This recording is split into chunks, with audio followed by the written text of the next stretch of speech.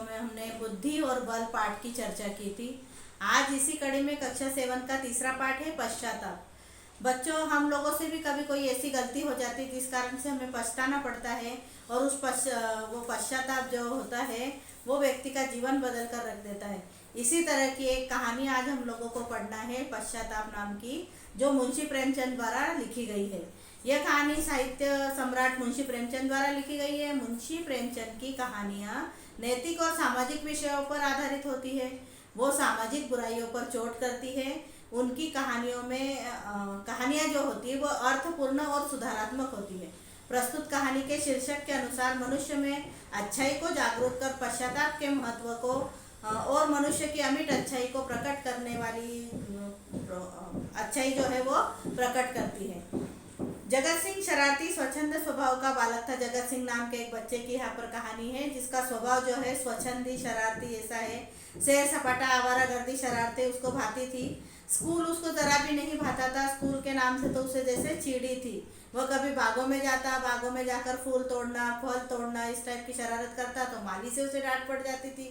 कभी वो दरिया की सैर करता था, नदी किनारे उधर जाता था, और कभी दरिया किनारे जो वो करते हुए मल्लाहों की डोगियों में बैठकर, मल्लाह जो होते हैं, जो नाविक होते हैं, उनको मल्लाह बोलते हैं, उनकी डोगियों में बैठकर वो दूसरे तीर पर दूसरे गांवों में चला जाता था। कभी घुड़सवार कोई जा रहा है तो उसके पीछे ताली बजाने का काम करता था, जिससे वो घोड़ा चौक के लात मारने लगे या फिर घोड़ा हिनहिनाने लगे। इस टाइप के काम जो है ये जगत करता था।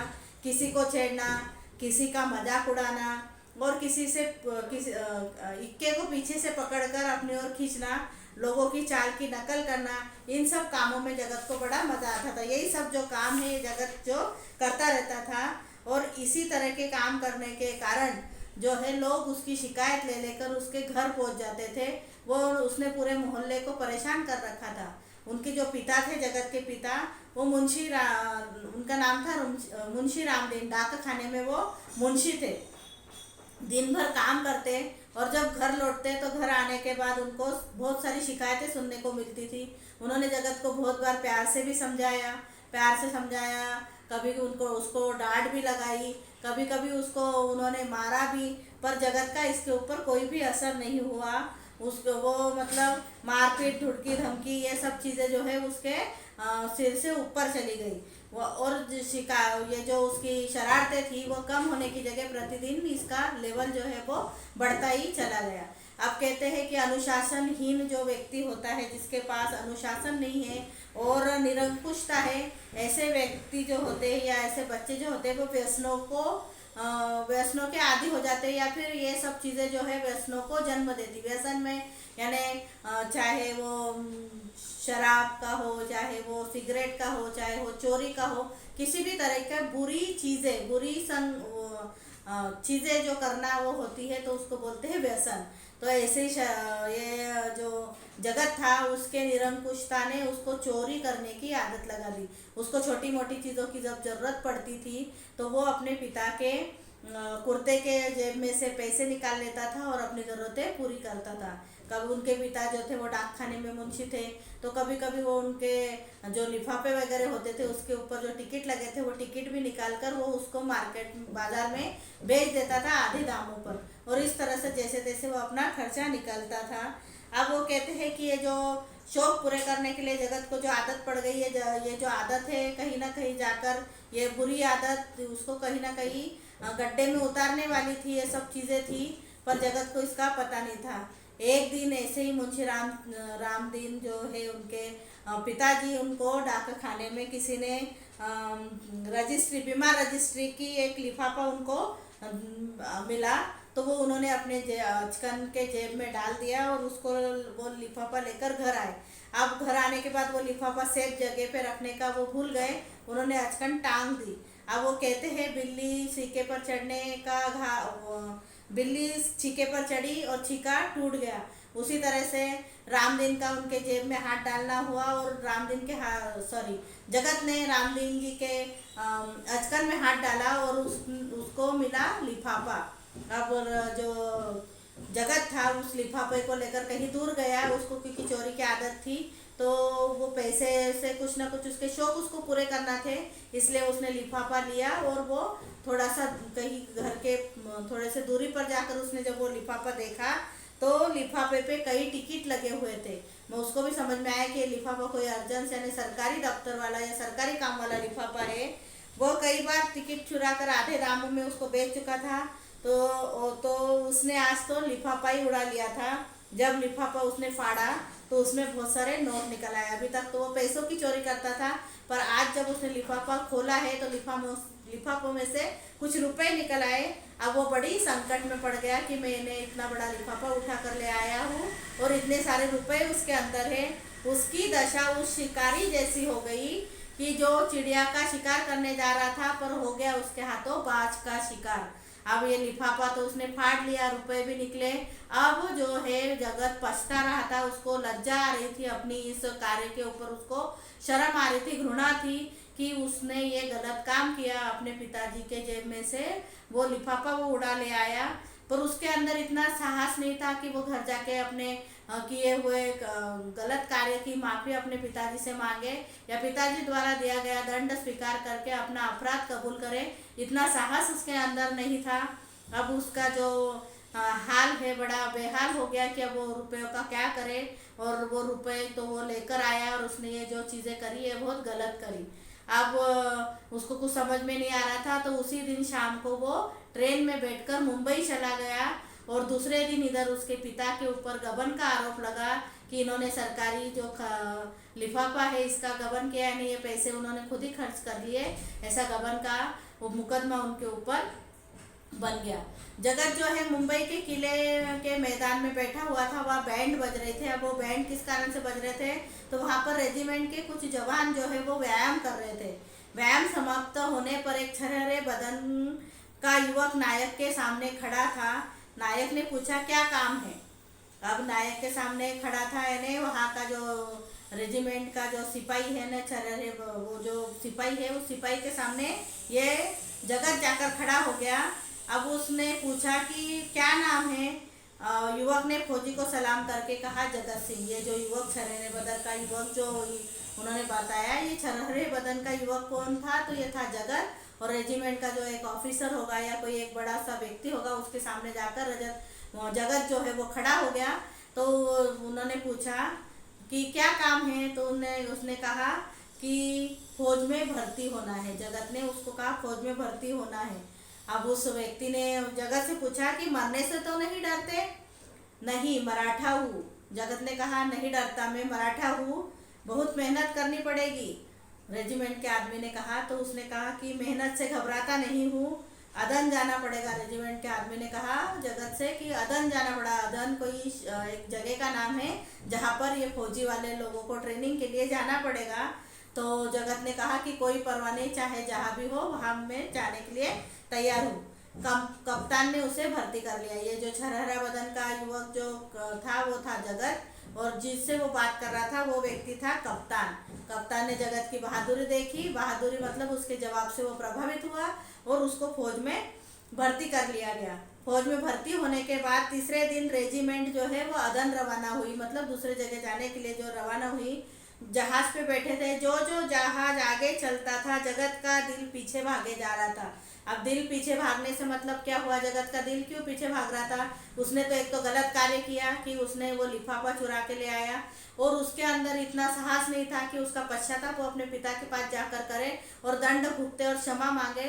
तो वो उस कारण से वो भाग आया मुंबई। आज वो पुलिस में रेजिमेंट में शामिल हुआ है और ये अदन के लिए जा रहा है। तो उसको सब चीज़ें याद आ रही, क्योंकि उसका शहर उसका गांव जो है वो पीछे छूट रहा था।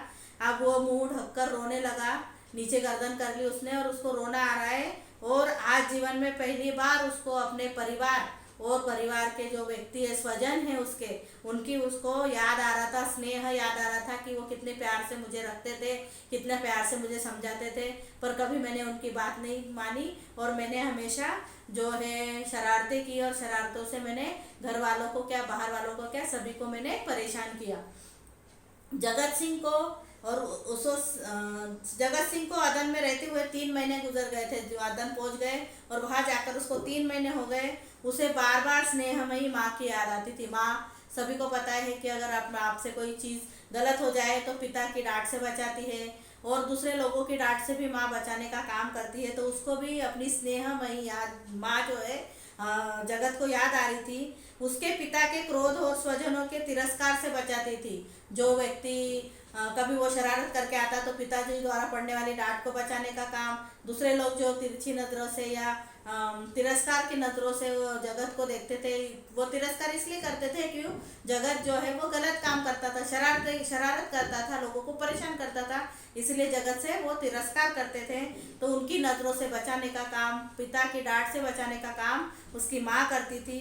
अब उसको बड़ी इच्छा हुई कि वो अपनी माँ को पत्र लिखे। कई बार उसने पत्र भेजने की उसकी इच्छा भी हुई, पर उसका मन हर बार ग्लानि से भराया। उसको अपराध बोध की वो लगी कि उसको अपराध बोध आया, उसकी ग्लानि उसको आड़े आई कि मैंने इतना बड़ा अपराध किया है और मैं किस मुंह से पत्र लिखूं, माँ का हालचाल पूछूं। पर एक दिन उससे रहा नहीं गया। हर बार उसको याद आती थी। एक दिन उसने हिम्मत करके अपने अपराधों के लिए क्षमा मांगते हुए पत्र लिखा। कहाँ लिखा पत्र? अपने घर पर अपनी माँ के लिए। माँ ने अपनी सारी भूलों के लिए सच्चे हृदय से माँ, मैं अपनी सारी भूलों के लिए सच्चे हृदय से लज्जित हूँ और विश्वास दिलाता हूँ कि जीता रहा तो कुछ ना कुछ करके दिखाऊंगा। उसने क्षमा याचना वाला, अपराध स्वीकार करने वाला एक पत्र अपनी माँ को लिखा कि माँ, मैंने जितने भी अपराध किए हैं वो सब भूल जो है, मैं मानता हूँ कि मेरे से भूल हुई और मैं ये सब चीज़ों के लिए मैं बड़ा शर्मिंदा हूँ, मैं लज्जित हूँ। पर मैं आपको एक वादा करता हूँ कि मैं ये सब चीज़ें, अगर मैं जीवित रहा तो मैं एक ना एक दिन ऐसा कुछ करके बताऊंगा, एक ना अच्छा काम करके बताऊंगा कि आपका जो सर है वो गर्व से ऊंचा हो जाएगा और आपको मेरे ऊपर लज्जा नहीं आएगी और मेरे किए का प्रायश्चित भी हो जाएगा। इस तरह से उन्होंने पत्र लिखा। तब आपको मुझे अपना पुत्र कहने में संकोच न होगा। माँ से उन्होंने कहा कि तब आपको बड़ा बिल्कुल भी संकोच नहीं होगा कि जगत मेरा पुत्र है कहने में। मुझे आशीर्वाद दीजिए कि मैं अपना लक्ष्य प्राप्त कर सकूं। इस तरह से पत्र उन्होंने अपनी माँ को लिखा। पत्र डालते ही जगत सिंह उत्तर की प्रतीक्षा करने लगा। जब हम किसी को पत्र लिखते हैं तो हमको जवाब की भी आशा रहती कि वहाँ से क्या उत्तर आ रहा है, तो उसको वो प्रतीक्षा करने लगा। महीना गुजर गया, जवाब नहीं आया। महीना गुजर गया पर कोई भी उसके घर से पत्र का जवाब नहीं आया। उसका मन भयभीत हो उठा। अब जब पत्र का जवाब नहीं आया तो उसका मन जो है भयभीत हो उठा। उसको तरह तरह के ख्याल उसके मन में आने लगे। न जाने क्या हुआ होगा, क्यों पत्र नहीं आया, तबीयत तो ठीक होगी, किसी को कुछ प्रॉब्लम तो नहीं आई होगी। इस तरह के बहुत सारे विचार जो है, अगर हमारे घर का व्यक्ति भी कहीं बाहर गया हो या कहीं गया हो, उसका फ़ोन नहीं आए, कुछ नहीं आए, तो हम भी घबराने लग जाते। तरह तरह के विचार जो है हमारे मन में आने लग जाते। इसी तरह से जगत के मन में भी आने लगे। एक दिन वह सिर झुकाए इन्हीं विचारों में खोया हुआ था। सिर झुकाकर जब वो फुर्सत में बैठा था, इन्हीं विचारों में खोया हुआ था कि एक चपरासी जो है एक पत्र लेकर आया। जगत सिंह ने पत्र हाथ में लिया। उसके हाथ कांप रहे थे। जब पत्र आया घर से पहली बार तो वो पत्र खोलने में उसके हाथ बड़े कांप रहे थे और बुरी तरह दिल जो है उसका पूरी तरह धड़क रहा था। एक डर के कारण या किसी चीज़ के कारण जो घबराहट होती, उस तरह से दिल जो उसका धड़क रहा था। उसने कांपते हाथों से पत्र खोला और पढ़ा। पत्र जो आया था वो पढ़ा। लिखा, तुम्हारे पिता को गबन के अभियोग में 5 वर्ष की सजा हो गई है। कौन सा गबन? जो कि जगत जो लिफाफा लेकर चुरा कर लेकर गया था, उसी के आरोप में उसके पिता को 5 साल की जेल की मतलब जेल की सजा हो गई। उनको कारावास मतलब उनको भेजा गया, 5 साल की सजा काटने के लिए जेल भेजा गया। तुम्हारी माँ शोक में मरनासन है। लिखा हुआ था उसमें कि तुम्हारी माँ जो है वो शोक में मरनासन है। अगर घर में इतना बड़ा कांड हो जाए, बेटा कहीं चला गया, पति को जो है जेल में भेज दिया गया, तो उस घर की लेडीज की क्या अवस्था होगी। तो जो माँ जो है वो मरनासन है, मतलब कब उसके प्राण पखेरु उड़ जाए उसकी वो नहीं है। तुम घर चले आओ। इस तरह का पत्र जो है वो जगत के हाथ में पड़ा। जगत सिंह ने उसी वक्त कप्तान के पास जाकर कहा, हुजूर मेरी माँ बीमार है, छुट्टी दे दीजिए। वो पत्र लिया उसने और अपने कप्तान के पास गया और कहा, हुजूर मेरी माँ जो है वो बहुत बीमार है और मुझे मेरे घर जाना है, आप मुझे छुट्टी दे दीजिए। नहीं, उत्तर आया नहीं। तो मेरा इस्तीफा ले लीजिए। जगत ने कहा कि आप अगर मुझे छुट्टी नहीं दे पा रहे हो तो आप मेरा इस्तीफा ले लें। अब मैं एक क्षण भी नहीं रह सकता, मुझे मेरे घर की बड़ी याद आ रही है। अब कप्तान ने कहा, रहना पड़ेगा, लड़ाई छिड़ गई है। अब मैं तुमको छुट्टी नहीं दे सकता क्योंकि लड़ाई छिड़ गई है और लड़ाई पर जाना है तुमको, तो यहाँ रहना ही पड़ेगा। तो मैं घर नहीं जा पाऊंगा। अब जगत ने पूछा तो नहीं, मैं घर नहीं जा पाऊंगा, अभी भूल जाओ। कप्तान ने कहा कि अभी भूल जाओ घर जाने का, अभी तो तुम घर नहीं जा सकते। 4 वर्ष बीत गए, जगत सिंह सा योद्धा उस रेजिमेंट में और नहीं था। अब वो 4 वर्ष हो गए, तीन तीन से चौथा वर्ष भी हो गया, वो युद्ध छिड़ गया था। युद्ध के लिए जगत सिंह गया और जगत सिंह ने अपनी ऐसी पहचान बनाई कि उस रेजिमेंट में जगत सिंह जैसा कोई दूसरा जवान नहीं था। हर काम में वो सबसे आगे, विनम्र, गंभीर, प्रसन्नचित्त, हमेशा विनम्र, गंभीर, कोई भी चीज़ को गंभीरता से लेने वाला और हमेशा चेहरे पर मुस्कान रखने वाला, प्रसन्नचित्त। सब अफसरों को इतना विश्वास था कि वे उससे हर विषय में सलाह लेते थे, बड़े के बड़े अफसर भी हो, पर सभी को जगत पे इतना विश्वास था कि कुछ भी करना हो तो वो जगत से सलाह लेते थे। ऐसी जगत ने अपनी पहचान बनाई सब लोगों के बीच में। जिससे पूछे वो उसके वीरता के किस्से सुनाता था। जब भी कोई बात निकलती जगत की तो सभी उसकी वीरता के किस्से सुनाने के लिए लालायित हो उठते थे। इस तरह से ये जगत बन गया था। कैसे उसने जर्मन के शस्त्र भंडार में आग लगाई, मतलब जब युद्ध चल रहा था तो जर्मन लोगों के जो शस्त्र भंडार थे जिनसे वो हमारे देश को हानि पहुंचाने वाले होंगे, उसमें उन्होंने आग बचाई।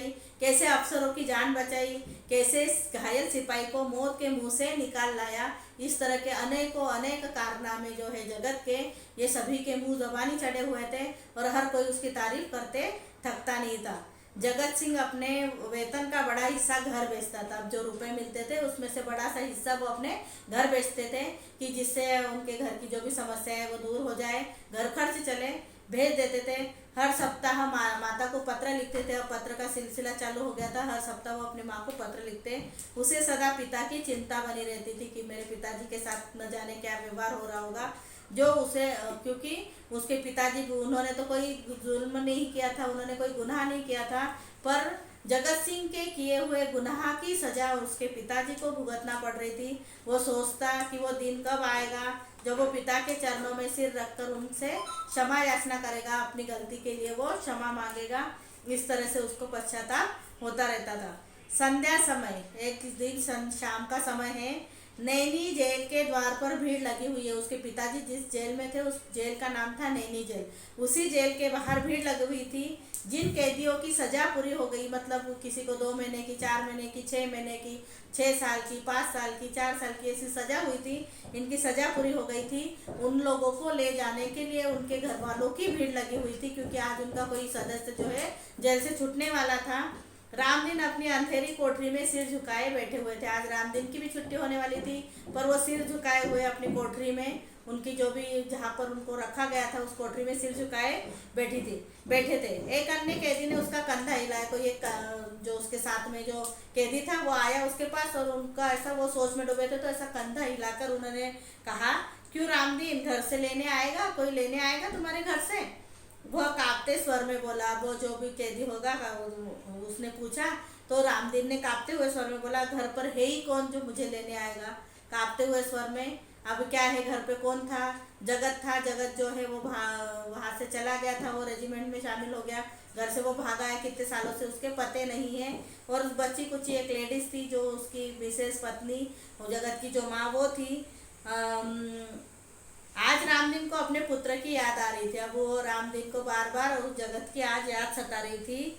जेल के अफसर एक एक कैदी का नाम पुकार कर उसे रिहा कर रहे थे। जिसका भी नाम आता उसको रिहा कर दिया जाता था। ऐसे एक एक व्यक्ति का नाम जो है वो जेल में पुकारा जा रहा था। अफसर पुकार रहे थे और उनको रिहा कर रहे थे। अंत में रामदीन का नाम भी आया। एक आया कि रामदीन का भी नाम लिया। वह सिर झुकाए धीरे धीरे जेल के द्वार से निकला। अब उसने नीचे गर्दन उसकी करी और जेल के द्वार से वो बाहर निकला। अब कितना भी करो तो उसको गबन के आरोप में अंदर किया हुआ है, तो उनको भी खुद को लगता है कि अब लोग किस नज़रों से देखेंगे, ये सब चीज़ें उनके मन में थी। वो सिर झुकाए द्वार से निकले और बाहर आके ज़मीन पर बैठ गया। बाहर आकर ज़मीन पर बैठ गया कि अब जाए तो जाए कहाँ जाए, ये सोच में जो है वो बैठ गए। सहसा उससे एक सैनिक अफसर को घोड़े पर सवार जेल की ओर आते देखा। जब वो नीचे बैठा था उसने देखा कि एक सैनिक अफसर जो है वो घोड़े पे, पहले जो अंग्रेज थे उनके ज़माने में जो अफसर लोग रहते थे, सैनिक रहते थे, घोड़े पे चलते थे। वहाँ उस समय कोई ये जैसे बाइक है, साइकिल है, 4 व्हीलर है, इस टाइप की कोई चीज़ें का प्रयोग नहीं किया जाता था। उस समय जो है वो घोड़े पे जाने आने का काम होता था। तो उसने देखा कि एक सैनिक जो है अफसर घोड़े पर सवार होकर जेल की ओर आ रहा है। देह पर खाकी वर्दी, सिर पर टोपी। क्या कैसा था अफसर? उसकी पूरी खाकी वर्दी थी, सिर पर टोपी थी और पीछे सिपाहियों की टोली थी। उसके पीछे पीछे बहुत सारे सिपाहियों की टोली। जेल के सिपाहियों ने उस अफसर को देखते ही बंदूकें संभाली। जैसे ही देखा कि कोई अफसर आ रहा है तो जेल के जितने भी दूसरे सिपाही थे उन्होंने बंदूक अपनी वो कर दी, मतलब संभाली, यानी वो व्यवस्थित खड़े हो गए। जब कोई अफसर आता है तो उसको सैल्यूट करने के हिसाब से जिस तरह से खड़ा हुआ जाता है उस तरह से सभी लोग खड़े हो गए कि कोई अफसर ने जो है वो प्रवेश किया है। लाइन में खड़े होकर सबने सलाम किया। रामदीन ने सोचा कितना भाग्यशाली है वह जिसे यह लेने आया होगा। अब रामदीन के मन में आया कि वो व्यक्ति कितना भाग्यशाली होगा जिसको लेने के लिए इस अफसर आया होगा। उस अफसर को इतने सारे सिपाही जो है वो सलाम कर रहे हैं, सलाम ठोक रहे हैं। मैं ही एक अभागा हूँ और मैं ही एक ऐसा अभागा हूँ जिसका कोई ठिकाना नहीं कि वो जाए कहाँ, किसके साथ जाए, कहाँ जाए, उसका कोई ठिकाना नहीं है। फौजी अफसर ने इधर उधर देखा। वो जो फौजी अफसर घोड़े पे आया था उसने इधर उधर देखा, फिर घोड़े से उतर कर रामदीन के सामने आकर वो खड़ा हो गया। और रामदीन के सामने आकर खड़ा हो गया। रामदीन ने देखा, रामदीन का जो जमीन पे बैठा था उसने यूं सिर उठा के देखा। वो चौंक कर बोला, अरे बेटा जगत तुम। रामदीन ने अपने बेटे को पहचाना और कहा कि अरे बेटा जगत तुम। तो जगत सिंह रोता हुआ पिता के पैरों में गिर गया। जगत को पश्चाताप था क्योंकि इतने सालों से जो उसके पिता उसके कारण सजा भुगत रहे थे, उसका पश्चाताप उसके मन में था। वो काफी दिनों से ग्लानि से भरा हुआ था और आज उसको मौका मिला है अपने किए का पश्चाताप करने का। तो वो उसने एक शब्द भी नहीं बोला, वो अपने पिता के पैरों में गिर पड़ा। और फिर उसके बाद क्या हुआ होगा तो आप तो सभी लोग जानते हो। इस तरह से ये मुंशी प्रेमचंद जी की बड़ी मार्मिक कहानियाँ हम लोगों को पढ़ने को मिलती है। उसी की ये कहानी थी पश्चाताप। और इसके आगे फिर जब उस जगत ने पश्चाताप करके अपने जीवन को जो सुधारा है, ये सुधारात्मकता भी जो है ये मुंशी प्रेमचंद जी की कहानियों में नजर आती है। तो बच्चों कैसे लगे आपको ये पाठ? तो सभी लोगों को इस पाठ को घर पर अच्छे से रीड करना है। उसके प्रश्न उत्तर जब हम कक्षा में इस पाठ के बाद संबंध में चर्चा करेंगे तब करेंगे। तो तब तक के लिए घर में रहिए, सुरक्षित रहिए।